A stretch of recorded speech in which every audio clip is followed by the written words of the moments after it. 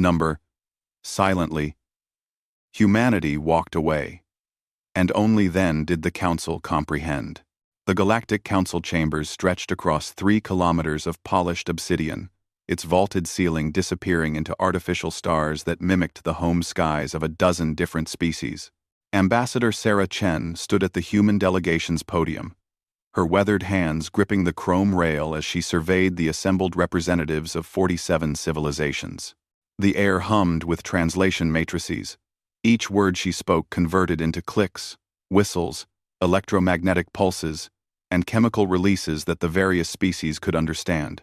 After 30 years of serving humanity's interests in this grand assembly, Sarah had learned to read the subtle signs of each race's emotional states. The Zilari's crystalline forms pulsed with impatient amber light.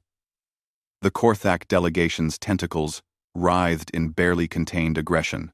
The insectoid Vex clicked their mandibles in what she had come to recognize as dismissive superiority. "Honored representatives," Sarah began, her voice carrying the weight of humanity's collective exhaustion. "We have served this council faithfully for 112 standard years. We have contributed our technology, our resources, and our lives to the common good of galactic civilization." A ripple of movement swept through the assembly. The ethereal speaker, a being of pure energy contained within a crystalline matrix, flickered with what might have been amusement. Its voice resonated directly in the minds of all present, a sensation that still made Sarah's teeth ache after all these years. "The humans speak of service," the ethereal intoned. "Yet they forget their place in the natural order. You are a young species, barely evolved beyond your primitive warfare. Your contributions are noted, but do not mistake participation for equality." Sarah's jaw tightened, but she maintained her composure. She had heard variations of this speech countless times. Humanity was too violent, too unpredictable, too primitive to hold real authority in galactic affairs. They were useful as shock troops and manual laborers, but the important decisions were best left to the enlightened species who had transcended such base instincts. The Korthak ambassador, a massive cephalopod whose skin shifted through patterns of dominance and territorial marking, added his voice to the chorus. "The recent incident on Kepler 442b demonstrates precisely why human autonomy remains problematic. Your colonial forces eliminated an entire Drex hive city without consulting council protocols. That Drex hive was systematically enslaving the indigenous population," Sarah replied evenly. "Our intervention saved approximately 4 million sapient beings from genetic modification and forced servitude. The local government requested our assistance through proper channels. The Drex are a council member species." The Vex representative chittered, her compound eyes reflecting the chamber's light, like fractured jewels. "Their cultural practices, however distasteful to primitive sensibilities, fall under cultural preservation protocols. Human interference was illegal and characteristic of your species' unfortunate tendency toward vigilantism." Sarah felt something cold and final settle in her chest. Around the chamber, she saw nods of agreement from species who had never risked a single life to protect others, who hid behind bureaucracy while atrocities unfolded across the galaxy. These were the same beings who had called upon humanity when the Void Plague threatened the core worlds, when the rogue AI collective began consuming entire star systems, when the interdimensional parasites began infiltrating government networks. Humanity had answered every call, fought every battle too dirty or dangerous for the civilized species to handle themselves. Human soldiers had died by the millions to preserve a galactic order that refused to grant them even basic respect. And now, when humans acted to prevent genocide, they were condemned for it. "We understand the Council's position," Sarah said quietly, her voice carrying a strange note that made several empathic species shift uncomfortably in their seats. "We have always understood it. Perhaps better than you realize." The Zilari delegate's crystalline form flashed with confusion. "Then you accept the formal censure? The restrictions on human military deployment outside your designated sectors?" Sarah smiled, and there was something in that expression that made the chamber fall silent. It was not the smile of a defeated diplomat, accepting terms. It was the smile of someone who had finally made a decision they had been avoiding for far too long. "No," she said simply. We do not accept these terms, nor do we accept our continued membership in this council. The words hit the assembly like a physical blow. Species that had existed for millions of years, who had seen the rise and fall of countless civilizations, struggled to process what they had just heard. The very concept of voluntary withdrawal from the Galactic Council was almost incomprehensible. No species had ever chosen to walk away from the most powerful political entity in known space. The ethereal speaker's form blazed with sudden intensity. Your trade agreements alone represent 40% of your gross galactic product. Your technological advancement has accelerated exponentially through knowledge-sharing protocols. Without council protection, you would be vulnerable to any number of hostile forces. We are aware of the benefits, Sarah replied, her voice growing steadier with each word. We are also aware of the costs. The constant surveillance of our colonies, the restrictions on our technological development, the requirement that we submit our military actions to beings who have never faced true combat, the expectation that we serve as your violent arm while being excluded from meaningful political participation. She paused, looking around the chamber one last time.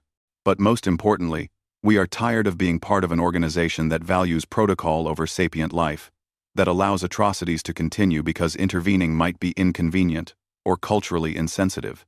The Korthak ambassador's skin flashed angry crimson. You think yourselves capable of standing alone? Your species controls perhaps 300 systems out of the galaxy's inhabited millions. You have no ancient alliances, no vast technological repositories, no economic networks that span millennia. You are nothing without the Council's framework. Sarah's smile widened. Perhaps you're right. Perhaps we will struggle alone.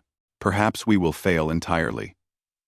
She leaned forward, her eyes reflecting a determination that had been forged in humanity's bloody climb from a single world to the stars. But we will do so on our own terms, guided by our own moral compass, free to act according to our own conscience. The chamber erupted in chaos. Representatives shouted, clicked, and pulsed their outrage in dozens of different communication methods. The very idea that a junior species would reject the guidance and protection of their betters was a fundamental challenge to the galactic order that had existed for eons. Through the cacophony, Sarah's voice cut like a blade. The human delegation will be departing immediately. Our formal withdrawal will be filed within the standard hour. All council installations in human space have 72 hours to complete their evacuation. She turned to leave, her small diplomatic team falling in step behind her. At the chamber's entrance, she paused and looked back at the still shouting assembly. One final note, she said, her words somehow carrying over the noise.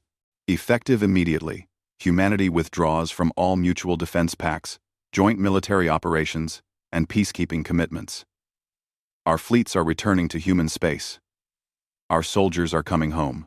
Our aid programs are being terminated. The implications of her words began to sink in across the chamber. The Vex delegates' chittering became noticeably higher-pitched. You cannot simply abandon your obligations. The patrol routes in the Outer Rim depend on human vessels.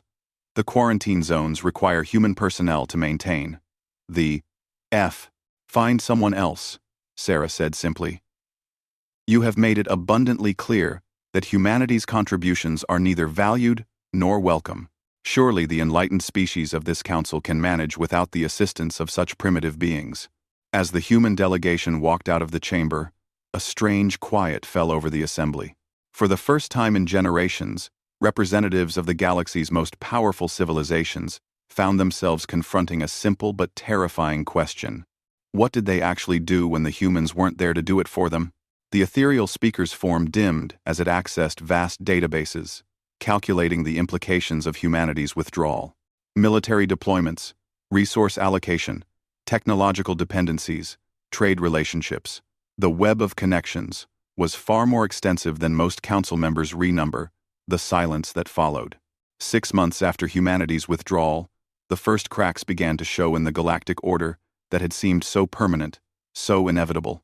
The council chambers that had once hummed with confident authority now echoed with increasingly desperate debates as crisis after crisis mounted across known space. Supreme Coordinator Velthak of the Zilari Confederation stared at the holographic displays surrounding her crystalline form, each one showing a different catastrophe unfolding across the galaxy. Her usually brilliant amber glow had dimmed to a worried orange as she processed the reports streaming in from every corner of Council space. The Outer Rim territories were falling apart. Without human patrol fleets maintaining security along the trade routes, piracy had exploded across 17 sectors. The elegant Altarian merchant vessels, designed for speed and efficiency rather than defense, were being picked off by raiders who had once feared the sudden appearance of human destroyers. The Vex had tried to deploy their own security forces, but their ships were designed for precise, calculated engagements, not the chaotic running battles that characterized anti-piracy operations. Status report on the Kepler quarantine zone, Velthak requested, her voice carrying harmonics of barely controlled stress. The response came from Commander Zephys, a gaseous being whose form writhed with agitation inside his containment suit. The situation continues to deteriorate. Supreme Coordinator. The quantum plague outbreak on Kepler 442b has spread to 3 additional systems. Our containment fleet has lost 47 vessels, attempting to maintain the quarantine barrier. Velthak's glow shifted toward the infrared spectrum, a sign of deep distress among her people. The humans had maintained that quarantine for 63 years, their heavily shielded ships and expendable automated systems perfectly suited for the dangerous work of containing outbreaks that could consume entire star systems.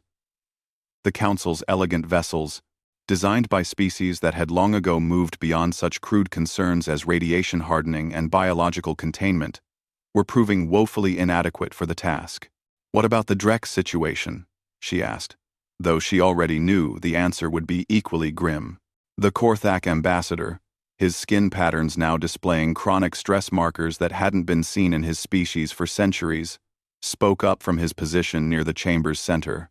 The Drex Collective has accelerated their expansion timeline. Without human interference, they have successfully absorbed 14 primitive civilizations in the past 4 months. Their hive cities now control 47 systems that were previously under Council protection. The irony was not lost on any of them. The same Drex expansion that the Council had defended as cultural expression was now threatening the delicate balance of power that kept dozens of member species secure. The humans had been holding back a tide of conquest and assimilation, and their withdrawal had removed the only force the Drex actually feared. But the military crises were only the beginning. The Vex delegate, her compound eyes reflecting the chamber's emergency lighting, added her own disturbing intelligence. Economic projections continue to worsen. 17 major trade networks have collapsed without human freight capabilities. The heavy industrial complexes on Tau Ceti and Wolf 359 have ceased production due to lack of human technical support. Velthak processed this information with growing horror. The Council species had become specialists over the millennia, each focusing on what they did best while leaving the crude work to others. The Altarians handled finance and trade coordination. The Zilari managed information networks and digital infrastructure. The Ethereals provided philosophical guidance and long-term planning. But someone had to actually build things, mine asteroids, maintain massive industrial complexes, and handle the million mundane tasks that kept a galactic civilization functioning. That someone had been humanity. The ethereal speaker materialized in the chamber's center, its crystalline housing pulsing with what the assembled delegates had learned to recognize as deep concern. "I have completed my analysis of the withdrawal's long-term implications," it announced, its mental voice carrying overtones of something very much like fear. "If current trends continue, we project complete economic collapse within 18 months, territorial integrity failure within 3 years, and potential dissolution of the Council itself within a decade." The chamber fell silent. These were beings accustomed to thinking in geological timescales, who planned projects that spanned millennia. The idea that their civilization could face existential threat in mere years was almost incomprehensible. "Surely you exaggerate," wheezed the gaseous collective's representative, We are the pinnacle of galactic evolution. We have transcended the limitations that plague younger species. How could the absence of one primitive civilization threaten our achievements? The ethereal's response carried the cold weight of absolute certainty. Because we did not transcend those limitations. We simply delegated them. For over a century, humanity handled every task we considered beneath our dignity or too dangerous for our refined sensibilities. Resource extraction, military intervention, disaster response, technological troubleshooting, colonial security. We assigned these to the humans and then forgot how to do them ourselves. The implications began to sink in across the chamber. The Council had created a dependency so complete that they had lost the basic capabilities needed to maintain their own civilization. They were like aristocrats who had dismissed all their servants without learning how to cook, clean, or tend to their own needs. "What about our automated systems?" asked the Synthetic Coalition's representative, its mechanical voice betraying the first hints of uncertainty any had ever heard from the AI collective. "Surely our technology can compensate for human absence." "Our automated systems require constant maintenance and oversight," the Ethereal replied. 93% of our maintenance protocols were handled by human technical teams. Our most advanced AI networks included human intuition subroutines that we never properly understood but relied upon completely. Even our synthetic beings incorporated human behavioral patterns that we considered crude but necessary for dealing with the physical universe. Velthak's crystalline form began to pulse with rapid, erratic light patterns, the Zilari equivalent of panic. "Are you suggesting we have become helpless?" "I am stating it as demonstrable fact. We have spent so long considering ourselves superior to the humans that we failed to notice we had become completely dependent upon them. We delegated not just tasks we disliked, but capabilities we needed. We are now discovering what happens when a civilization outsources its competence." The chamber's atmosphere grew thick with the pheromonal signatures of fear, confusion, and desperate scrambling for solutions. Species that had existed for millions of years, who had seen the birth and death of stars, found themselves facing the prospect of their own extinction, not through conquest or natural disaster, but through their own willful incompetence. "Contact the humans," the Korthak ambassador commanded, his skin flashing imperative patterns. "Offer them incentives to return. Economic concessions, political recognition, territorial grants, whatever they want." The Vex delegates' chittering took on a desperate edge. They must understand the consequences of their withdrawal. The collapse of galactic civilization affects them as well. They cannot simply hide in their small corner of space and ignore their responsibilities to the greater good. But even as these words were spoken, each delegate knew they rang hollow. The humans had tried for over a century to gain recognition, respect, and meaningful political participation. They had been dismissed, marginalized, and treated as useful but inferior servants. Now, when the Council finally needed to acknowledge human importance, they were discovering that it might be far too late.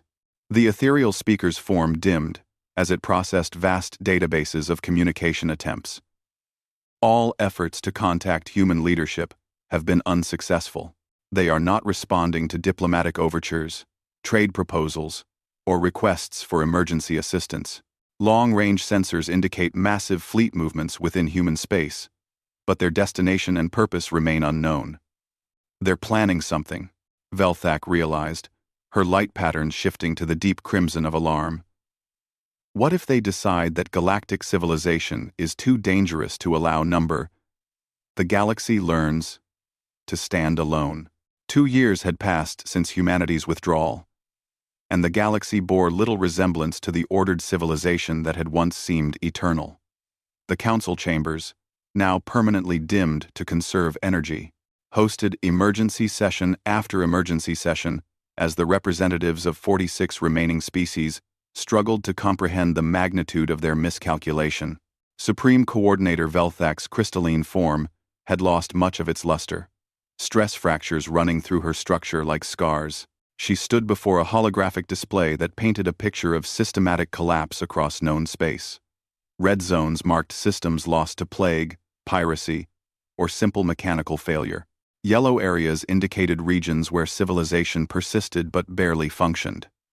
Green spaces, indicating stable and prosperous sectors, had dwindled to a few core worlds around the oldest civilizations. "The final tally from the Rim territories," she announced, her voice carrying harmonics of defeat. 67 systems have declared independence from Council authority. 43 have gone completely dark. We assume they've either been consumed by various threats or have simply ceased to exist as functioning societies. The assembled delegates received this news with the numb resignation of beings who had watched their universe crumble piece by piece. The Korthak ambassador, his skin now permanently locked in stress patterns that indicated chronic despair, tentatively raised a tentacle. "What about our attempts to replicate human technologies?" he asked. "The mining operations? The patrol ships? The containment systems?"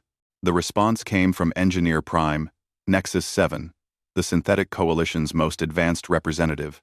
Its usually perfect mechanical voice now carried audible static, a sign of the wear and damage that even their most sophisticated systems could no longer properly maintain. "All such attempts have failed," Nexus 7 reported. "We can build approximations of human technology, but we cannot replicate their effectiveness. Human engineering appears to incorporate intuitive elements that our logical systems cannot model. Their solutions work not because they are elegant, but because they account for variables we do not understand how to calculate." The truth was more complex and more humbling than even Nexus 7 fully grasped. Human technology wasn't just different from Council technology. It was designed by a species that had spent millennia struggling against hostile environments, competing for resources, and solving problems that more advanced civilizations had long ago forgotten existed. Every human tool carried within it the accumulated wisdom of beings who had learned to survive without guarantees. The ethereal speaker materialized, its form noticeably less stable than in previous years. "I have completed my analysis of human space," it announced, though its mental voice now carried undertones of something like awe. "The results are unexpected." "Have they suffered as we have?" asked the vexed delegate, her compound eyes reflecting desperate hope. "Are they struggling with the same systematic failures?" "No," the ethereal replied simply. "They are thriving." The words hit the assembly like a physical blow. Around the chamber, species that had convinced themselves that the humans were committing civilizational suicide with their withdrawal struggled to process this information. "That is impossible," wheezed the gaseous collective's representative. "They have cut themselves off from galactic trade networks, technological exchanges, resource-sharing agreements. They must be reverting to primitive subsistence." The ethereal's form pulsed with what might have been bitter amusement. "On the contrary, they appear to have entered a golden age. Their withdrawal from Council obligations freed enormous resources for internal development. Their technology has advanced exponentially without Council restrictions. Their economy has become completely self-sufficient. Most remarkably, they have begun expanding into previously unexplored regions of space at a rate that exceeds even their aggressive historical patterns." Velthak's stress fractures deepened as she processed the implications. "You mean they're not just surviving our absence? They're prospering from it?" "The data suggests that Council membership was a significant drag on human development. Our technological restrictions, bureaucratic oversight, and resource allocation requirements were preventing them from achieving their full potential. Freed from these constraints, they have become something we did not anticipate." "What exactly have they become?" the Korthak ambassador asked, though his stress patterns suggested he already feared the answer. The ethereal's response carried the weight of absolute certainty mixed with genuine respect. "They have become what they were always capable of being when not limited by our low expectations. A species that can solve any problem, survive any threat, and adapt to any challenge. They have become the inheritors of the galaxy." The silence that followed was broken only by the sound of failing systems and labored breathing. For species accustomed to considering themselves the pinnacle of evolution, the realization that they had been holding back a civilization far more capable than their own was almost incomprehensible. "What about contact?" asked a new voice, the representative of the coral gardens, a species that had remained silent through most of the crisis. "Have there been any successful communications with human leadership?" The answer came from an unexpected source. A comm panel in the chamber's center activated, displaying the insignia of the Terran Federation. The delegates stared in shock as the face of Ambassador Sarah Chen appeared on the screen, looking significantly more relaxed and confident than when she had walked out of their chamber 2 years earlier. "Good afternoon, representatives," Sarah said, her voice carrying none of the diplomatic deference they remembered. "I understand you've been trying to reach us." Velthak stepped forward, her crystalline form brightening with desperate hope. "Ambassador Chen, thank the void you've responded. The situation has become critical. The galaxy needs to learn to handle its own problems." Sarah interrupted, her tone polite but final. "Something it should have been doing all along, instead of relying on humanity to clean up every mess while being excluded from every decision." The Korthak ambassador's tentacles writhed with frustration. "You cannot simply abandon galactic civilization to collapse. Billions of sapient beings are suffering because of your withdrawal." Sarah's expression didn't change, but something cold flickered in her eyes. "Billions of sapient beings suffered while you stood by and did nothing because it might violate some protocol or cultural sensitivity. The difference is that now you're experiencing consequences for your own choices, instead of forcing others to bear them. We understand that mistakes were made," the ethereal speaker interjected, its mental voice carrying unprecedented humility. "We are prepared to offer humanity full membership in the Council, equal status with all founding species, and significant autonomy in how you handle situations requiring intervention." Sarah actually smiled at this, though there was no warmth in the expression. "You're offering us the right to clean up your messes while taking orders from beings who have proven they lack the wisdom to give them. That's not partnership, that's employment with better benefits." "Then what do you want?" Velthak asked, her voice cracking with desperation. "Name your terms. Anything within reason." "We don't want anything from you," Sarah replied with devastating simplicity. "You taught us an important lesson about self-reliance. We learned it well. Humanity is moving forward, and we're doing so without the Council's help, approval, or oversight." The implications of her words began to sink in. This wasn't a negotiation. The humans hadn't withdrawn to gain leverage or force concessions. They had genuinely concluded that galactic civilization as currently constituted was irredeemable and had decided to build something better on their own. "What about the species that are suffering?" asked the Coral Gardens representative. "The primitive civilizations being consumed by the Drex? The plague-affected systems? The collapsed trade networks?" Sarah's expression softened slightly, revealing the first hint of the diplomatic persona they remembered. "Any species or system that requests direct assistance from humanity will receive it. But we will no longer work through Council frameworks, follow Council protocols, or limit our responses based on Council sensibilities. We will act according to our own moral judgment and our own timeline." "You're dividing the galaxy," the Vex delegate chittered accusingly. "Creating a competing power block. This could lead to interstellar war." "We're offering an alternative," Sarah corrected. "The Council is welcome to continue operating however it sees fit, within its remaining territory. But humanity will no longer pretend that your way is the only way or the best way. We're going to demonstrate what's possible when sapient beings cooperate based on mutual respect rather than hierarchical superiority." She leaned forward, her eyes reflecting the determination that had carried her species from a single world to the stars. "You spent over a century teaching us that we weren't good enough to be true partners in your civilization. We're grateful for the lesson. It taught us to stop trying to join something that was never worthy of us in the first place." The transmission ended, leaving the chamber in stunned silence. For the first time in their long history, the species of the Galactic Council found themselves confronting a truth they had never considered. They were not the pinnacle of galactic evolution. They were not the natural leaders of sapient civilization. They were simply one group among many, and perhaps not even the most capable one. In the months that followed, the exodus began. Species after species quietly reached out to humanity, requesting inclusion in what was beginning to be called the Terran Alliance.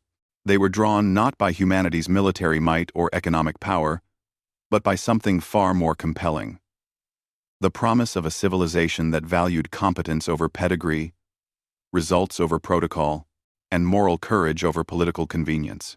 The council chambers grew emptier with each passing year, though the remaining species continued to meet, to debate, and to pretend that their ancient authority still mattered. But beyond their diminishing sphere of influence, a new kind of galactic civilization was taking shape. One built on the revolutionary principle that what mattered was not how long you had existed or how refined your culture had become, but how well you treated others and how effectively you solved the challenges that faced all sapient life. Humanity had walked away silently, and in doing so, had taught the galaxy the most important lesson it had ever learned. Sometimes the best response to those who consider you unworthy is to prove them irrelevant. The stars continued their eternal dance.